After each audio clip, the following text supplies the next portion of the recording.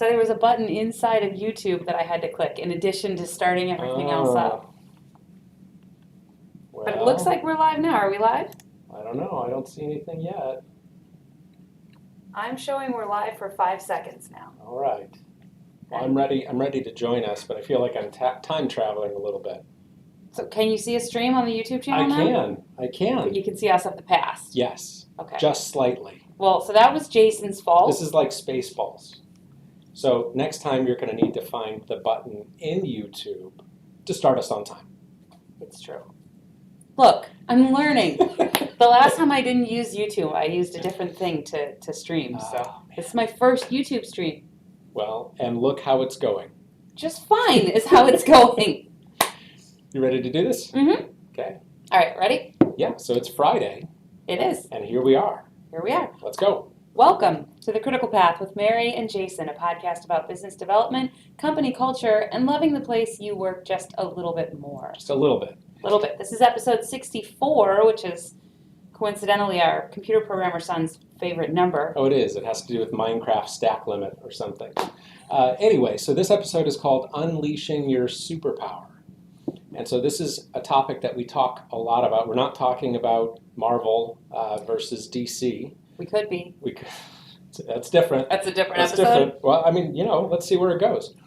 But we're talking about unleashing your superpower. And the idea here is there are places and times where we're doing our work, we're doing our job, and we feel like we're just pulling fire out of the sky. And so that's what we're talking about here today.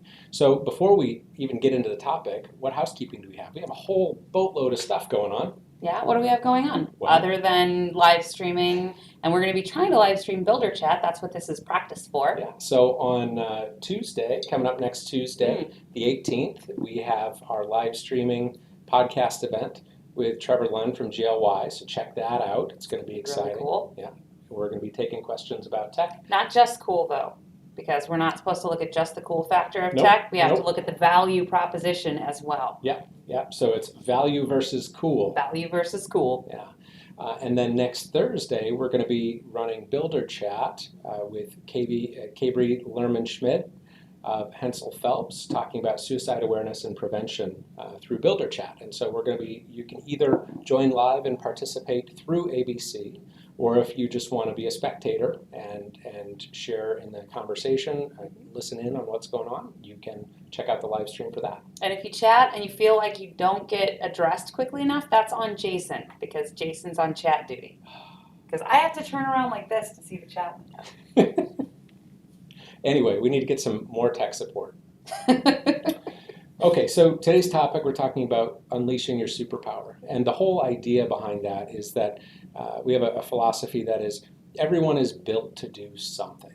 And that concept where it originally came to me, where I originally discovered it, was from Aleister Crowley, which if we have any Ozzy Osbourne fans out there, I mean, I picture like 7-year-old me listening to like Bark at the Moon. Little you with Ozzy Osbourne and Metallica all the time. From BMG Record Service. Anyway, so... Did you ever pay for any of those records? Yes. That was the rip-off part because I had to pay my brother the money. Oh, that's right. And he then took he the money. He made me basically pay for his membership. Mm-hmm. And so he like snaked out and got all of the free records. But that's little brother syndrome for you. Anyway, so Aleister Crowley, he was problematic in a number of different ways. But he had one concept that always really stuck with me. Crowley lived like, late 1800s, early 1900s, in that window. And his philosophy was that everything has a will. He was kind of the original Harry Potter, if you think about it. A little bit. There's some Harry Potter-ness going on there. But everything has a will.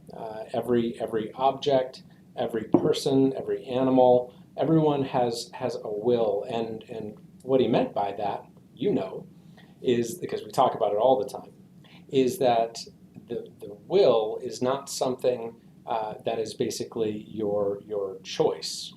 A will is something that you were built to do. Well, and you hear about the Wiccan Reed, which is the witchcraft with the 14-year-olds who wear too much eyeliner and cast spells. Pseudo-goth. Mm-hmm. They all join the Wiccan faith. And that's the idea is if it harm none, do what you will. Mhm. And there's a misunderstanding that the idea there is do whatever you want as Right. long as you don't hurt anyone. And that's not a great way to live your life. Not so much. But the truth is, what was meant by do what you will was a little different than whatever you want. Right. And so the idea of will, it's best explained if you think about a hammer. So a hammer's will is to drive a nail. You can use it for a lot of different purposes. You could mix a cocktail with a hammer. You could put on makeup with a hammer. But all of those things aren't what that hammer was made for. And it's not even just crafted for, but kind of like its spirit, its soul was meant to do a thing. I feel like if you could put on your makeup with a hammer and like go out to like the punk clubs, like that seems like it would be a look. But you see, that hammer would probably be different.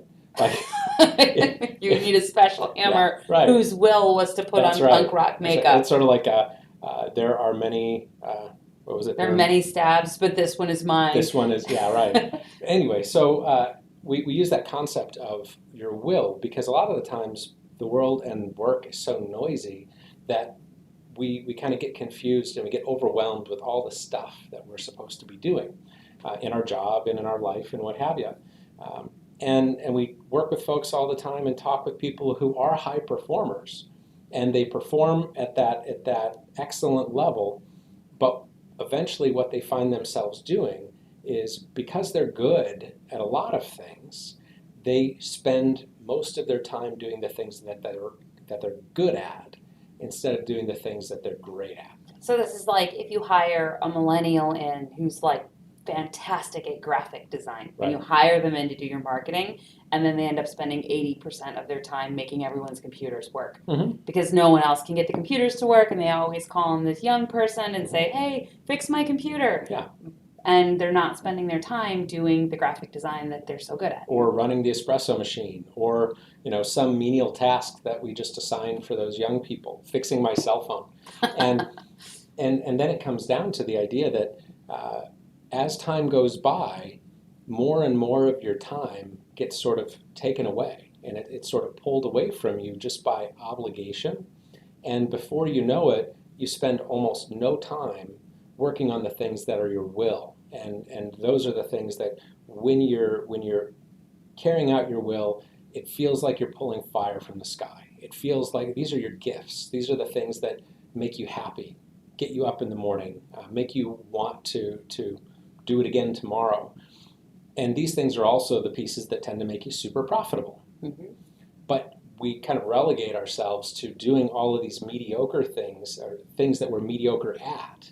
And I think that's an important part too, is that I may be just kind of middling at something. Mm-hmm. I don't enjoy it. Every time I do it, I kind of hate my life a little bit, like mowing the lawn, and we're going to get to that story. But but there are people who that is their will. That is the thing that they were meant to do. So I think that it's not about good or better. It's not about being better than anybody else. The idea is that everybody is built to do something different. Yep. Well, and people will say, oh, well, if we all just did what we most wanted to do, then nobody would be garbage men or janitors. Right. And I had a janitor in my elementary school, and that was his will. Yeah. That was his building. And, yeah, he did clean up vomit and pick up garbage, but he also had a little garden, and he would show all the kids how the garden worked. He's the one who gave me that set of space books because he said they were too hard for him to read, and he gave them to me. Or what about the Seattle bus driver that Cadence tells stories about? Oh, yeah, she would buy him popsicles and bring them to him because he had a sign that said something like, smile because life is great. Well, and he's like singing all the time, or, just really loving the thing that he's doing that he felt like at that moment he's meant for. We had a good friend who really loved being a bus driver. Oh yeah, he was called hardcore bus driver. That was what he was referred to as, because he just, man, that guy loved driving and loved driving buses. And he loved hardcore music, and he would play his hardcore music on a little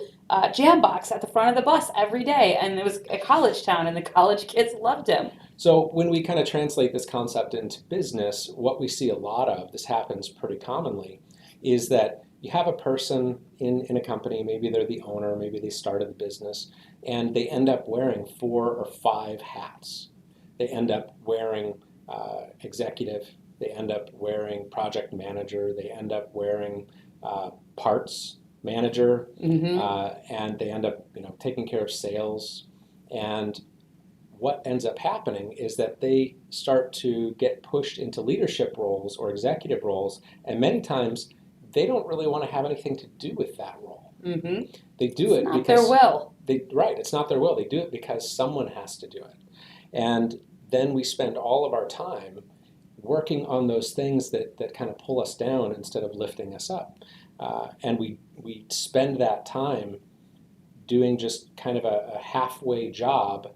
It doesn't generate money for the company that way. And I had a recent conversation where we're working with a guy, and he is just a killer salesman. He can sell anything to anybody, but the problem is that he gets to spend so little time doing it. Yeah. And if he could spend 100% of his time on sales, because that is his will, my conjecture is that he could sell 10 times as much as he sells right now. And that means that the company could have 10 times the revenue if he were in that role. So if you think about what you can do inside of a company where you've increased revenue 10 times. Yeah, well, and the stance is, well, I can't spend the time in sales because I'm needed elsewhere. But if you had 10 times the revenue, you could hire enough people to do all the stuff you're needed elsewhere to do. Yeah.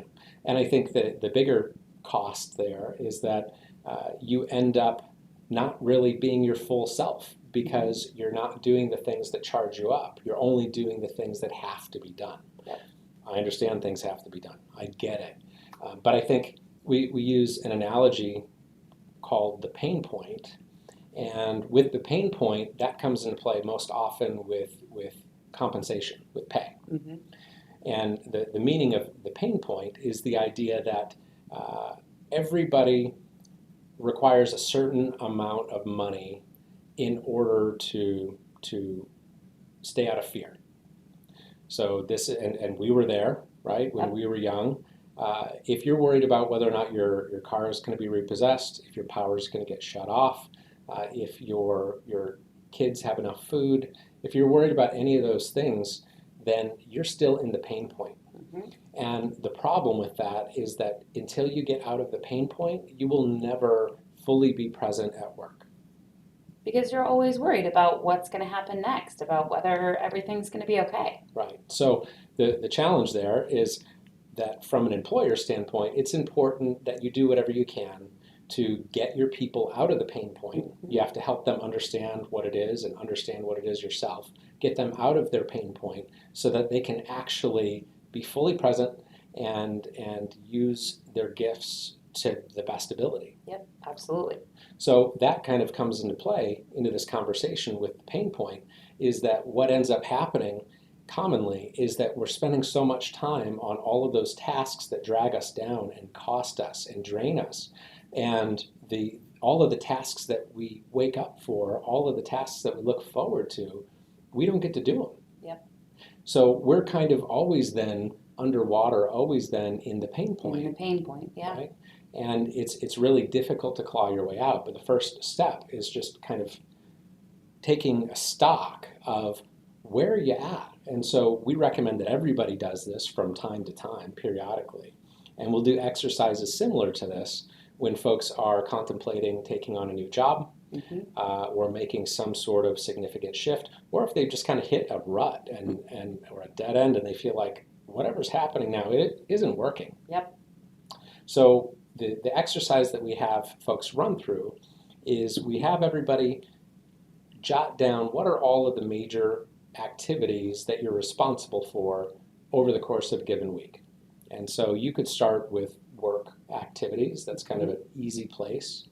And you jot down all of the report writing or sales or documentation. Or editing the podcasts, all the places where Jason messed it up. Running the live stream. And finding the button on YouTube you have to push to make it go live. Right.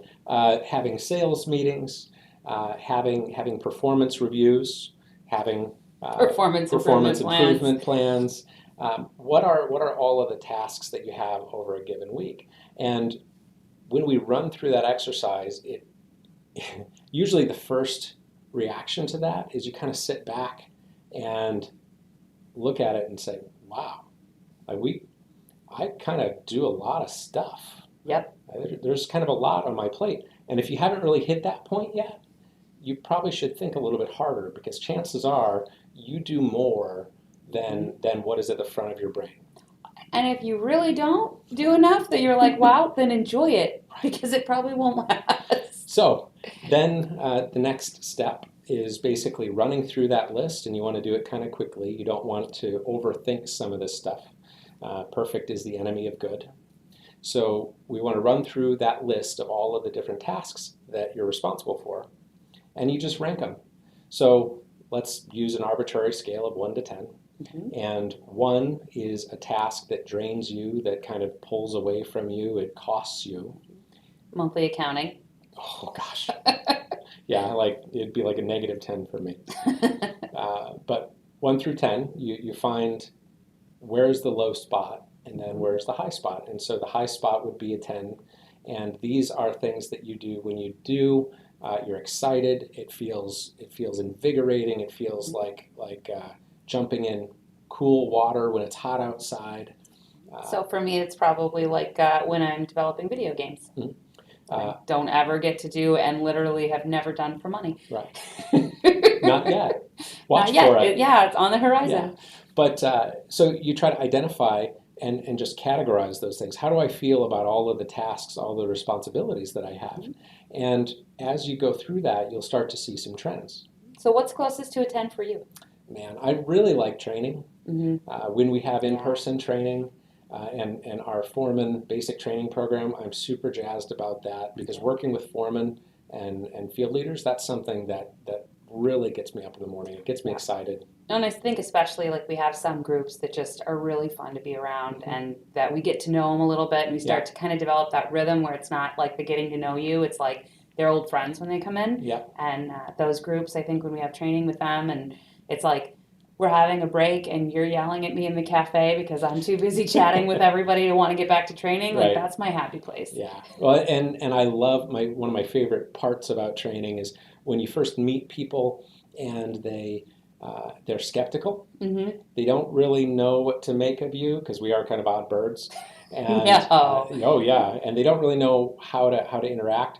But then usually by the end of the first course, first class, they start to open up a little bit. And that was like Kodiak's comment, "You guys are badass teachers." Kodiak's my favorite. That kind of stuff just lights me up. And because I guess many times the people in those positions feel like there is no better way. There is no hope. There is no different choice. And I feel like we can affect so much good change with those folks. But leadership retreats are fun too. Yeah. But so you go through your list of activities, you're sorting these things by what side of the scale are they on. Mm-hmm. And then what? Right? Then you kind of sit back and you look at it and you reflect. And I'm looking for trends. I'm looking for what types of activities are on the low end and what types of activities are on the high end. Mm-hmm. And I'm thinking about how much time do I actually spend in each category, if I had to kind of put into buckets where I'm spending my time. I'm not even really writing anything down right now, but just kind of thinking through that process. And I think the next step, kind of the action item here that I would ask everybody to do is, for the items on the high end of your list, what step could you take to get more of this in your life? Mm-hmm. Well, I think an interesting thing that happens too is that we as people, there's this kind of feeling that if you're going to be working, then you have to be doing the hard stuff and you have to be doing the crappy stuff. You know, we had a training session where we were playing games and everybody's making all these like huge revelations and they are learning about life. It's conflict management and they were learning so much. Yeah. And at the end of the session, they were like, this was really fun, but I kind of feel like, you know, we just had a bunch of fun and played a bunch of games and it feels like we were supposed to be here to work. Yeah. And, you know, so, you know, that guy was kind of joking, but I think the truth is, so there's an exercise that writers will take where they'll have you take 10 books that you read that just drained you and made you feel exhausted. And then 10 books that you read that you really loved and were really fun. And then look at your writing, because it's probably more like the 10 that made you exhausted.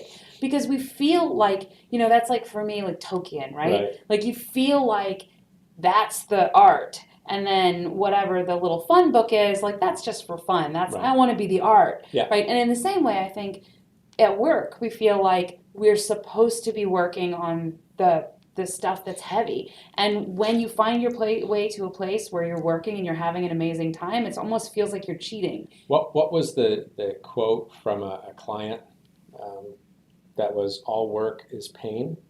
Yep. Was that All right? work is pain. All work is Work pain. is pain. And I mean, that is one way to think about it. But the situation that we find ourselves in when we can spend more time focusing on doing the things that get us jazzed, more often than not, those are the things that are our will. Those are the things that we were built to do. Those are the things that tend to be most profitable.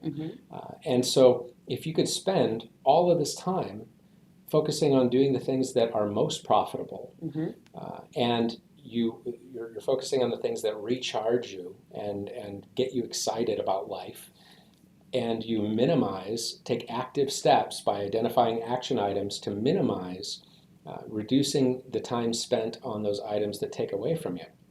And I think that there's this concept similar to your garbage men analogy or what have you, where, well, nobody wants to do that. Well, you know what? Some people like to do just about everything in the world. I mean, if you took it to like a personal preference, there is someone for everyone. Yeah. Well, you and me like spreadsheets. Yeah. And there are a lot of people who do not like spreadsheets. Yeah. There is someone for everyone, and the idea is that many times, and so this is sort of like the lawn for me. Because mowing the lawn or tending the lawn, that is my least favorite thing. It is like the zero of zeros right next to used plumbing. Right? Nice. Like working on existing plumbing is not it's not a high point for me. But it's not a high point for anyone in the house on days when you have to do it. Let's just put that out there. No, I'll tell you what, we had a plumber come out one year, several years back.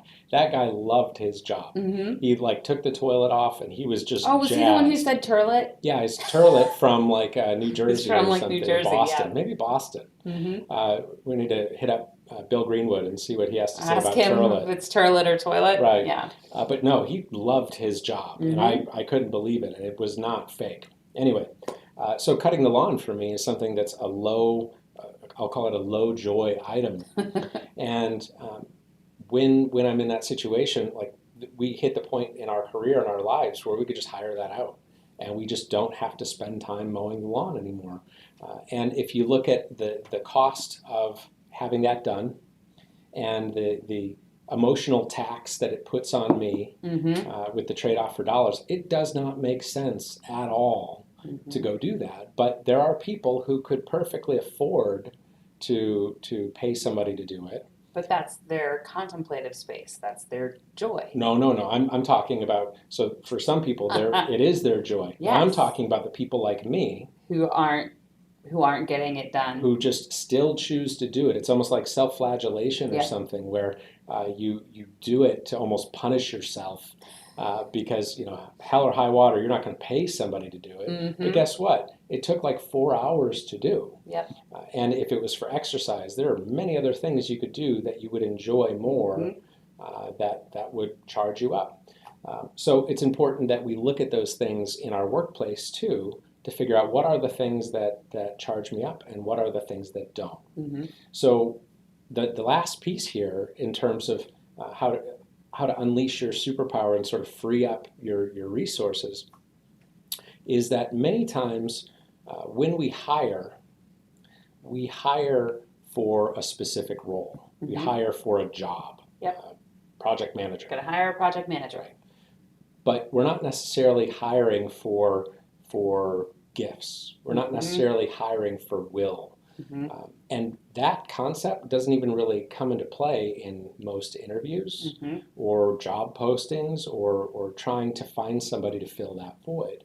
So if you're looking to shift resources around so you can sell 10 times as much, if you're looking to spend more time on executing your will so that you can kind of unleash that superpower of yours, and the secret is unleash that superpower of your team. Mm-hmm. Because the more you shift them around and fine tune so that they're actually living in the space that charges them up, Yep.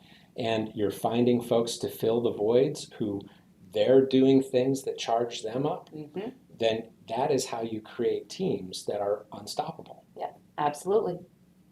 And I think in an interview, it's a great question to say, what kind of thing charges you up? Because there are questions that are kind of loaded questions, questions that people know what the answer So they're is. like canned. If you say something like, do you think it's important that people show up on time at work, Mhm. right? Then they're not going to be like, no, I just roll in at 10, right? They're Whenever. going to be like, no, it's absolutely important. Like Right. there's a right answer and a wrong answer. Yeah. Whereas when you ask a question like, what charges you up?